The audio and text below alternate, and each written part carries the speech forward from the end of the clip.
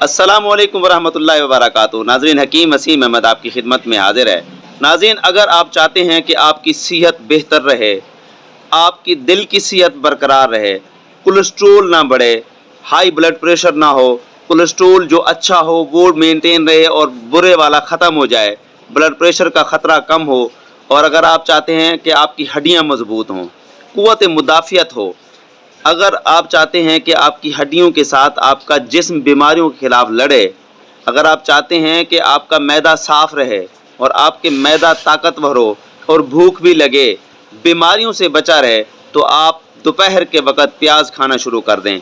और प्याज को आपने इस तरह नहीं खाना कि उसको साफ़ करके आप उसको अच्छी तरह नमक मार के साफ़ करके उसको पानी से उसकी जो तेज़ाबियत होती है, जो तीखापन होता है, वो ख़त्म कर दें। वो नहीं ख़त्म करना, उसको आप ऐसे ही काट के खाएँ। जो उसके अंदर ग़िज़ाइयत है, जो जिंक है, सल्फ़र है और एंटी ऑक्सीडेंट खसूसियात हैं, वो अंदर जाने दें। तो फिर देखिएगा आपकी हड्डियाँ भी मजबूत होंगी, आपको कोलेस्ट्रॉल का ख़तरा नहीं होगा, दिल की सेहत भी कायम रहेगी, आप ख़ुद भी सेहतमंद रहेंगे।